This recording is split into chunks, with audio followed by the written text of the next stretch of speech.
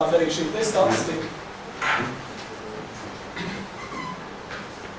kas parāda to, ka ir vairāk internetu pakalpojumu sniedzēji, tas ir aptuveni 83%, kur ir vairāki uz vienu rajonu. Tikai 15% ir tā, ka tur ir viens pakalpojumu sniedzējs. Kā jūs komentējat par interneta pieejamību, lai viņi būtu līdzvērtīgi gan, teiksim, lauku pagastos, gan pilsētās? Jautājums droši vien jāsadala divās daļās. Ja runājam vispār par pieejamību, tad pieejamība tiešām ir uzlabojusies un katrā pašvaldībā ir iespēja piekļūt internetam, ir bibliotekās iespēja piekļūt internetam, ir iespēja skolās piekļūt internetam. Šai ziņā varbūt situācija sāk izlīdzināties, bet ja skatāmies tīri individuāli, ka katrs mājās varētu vakarā, brīvajā laikā pēc darba pieslēgties internetam un visu to pašu darīt ārpus savu darba laiku, tad jau noteikti parādīsies šī krasā atšķirība, ko arī rādīja iepriekšējā runātāja diagrammas, ka Rīgās gan interneta piedāvātāju firmu skaits ir daudz lielāks, gan arī izmantotāju skaits kopumā ir lielāks. I will tell you briefly about the Estonian program, which is called Country Link 3, which was launched in the end of 2005 with the objective to bring the possibility of internet broadband access to all Estonians. So the objective of the program was to guarantee internet access to the actual end customer, irrespective of whether this customer was a private individual, a company, a state agency or authority, or some kind of municipal body. And the actual aim of the program with the same tender was to build up an access network up until the last customers, the so-called last mile access of the network, so that the users who are not been given the chance to use internet connection so far would get that possibility, and actually the main point or the areas where the tender was carried out were the so-called problem areas where demand and supply don't really function normally at this point.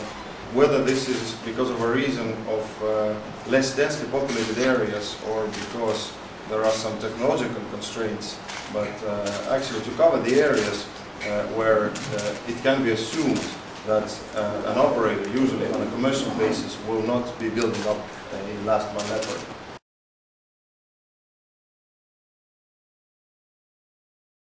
The other question concerning the backhaul is that it's very different.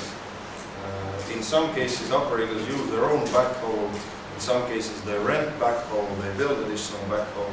So this was not specified in the tender who should provide the backhaul, but that was left to the decision and responsibility of the actual operator.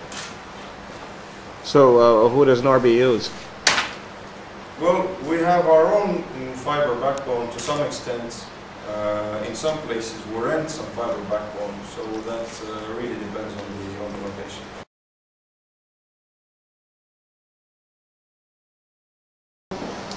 Es gribu varbūt mazliet papilozofēt par to, ko mēs vispār visi kopā varam darīt, lai internetu attīstītu Latvijā. Un ir viena lieta, ko dara internetu pakalpojumu sniedzēji, operatori un dažādi veidi komerciālā satura veidotāji. Un ir otra lieta, ko var darīt valsts institūcijas. Un šajā ziņā es domāju, ka abas puses tiešām dara to, kas būtu jādara.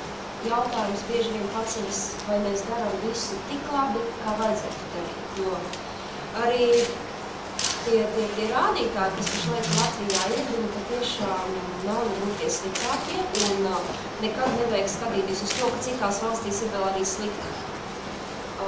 Situācija ir samērā laba, bet tā lielākā problēma, kas ir, lai situācija būtu vēl labāka, ir tas, ka Latvija ir teritorija, kur puse iedzīvotāji dzīvo lauku teritorijās, pie kam aizvien vairāk un vairāk cilvēkiem patīk dzīvot pilsētās. 80% no visiem Latvijas uzņēmumiem ir mazie un vidēji uzņēmumi, un 50% no tiem ir izvietot tieši lauku teritorijās. Un, ja mēs tādā globālā līmenī domājam, kā mums attīstīt nacionālo ekonomiku, tad mēs pievēršamies tieši reģionālajai attīstībai, par ko runāja Brokakungs, par to, ka tiem uzņēmumiem, kas atrodas ne rajonu centros, bet ciematos, pagastu centros vai pat attālinātās viensētās, viņiem ir jādod šī iespēja strādāt, izmantojot modernās tehnoloģijas tieši biznesa attīstībā.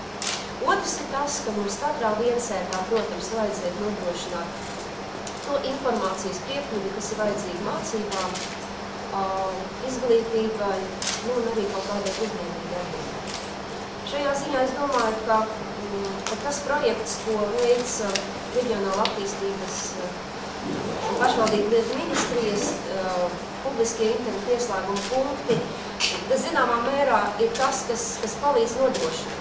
Jo, protams, ka ir vēl arī jautājums. Internets ir ļoti laba lieta, bet kamēr nebūs mājās datori, tad internets praktiski īsti nav arī vajadzīgs. Un tāpēc, kad Interneta asociācija griezās pie manis ar jautājumu, ko mēs visi kopā varam darīt, lai organizētu arī šo apaļo galdu, tad mans piedāvājums bija šo jautājumu risināt kompleksi. Protams, internetu pieslēgumi, datori, kā tehniska vienība, kas ir nepieciešama, lai to izmantot, un, protams, arī tas tālāk ejošais, kāpēc cilvēkiem vispār ir vajadzīgs internets, tie pakalpojumi, kurus var darīt.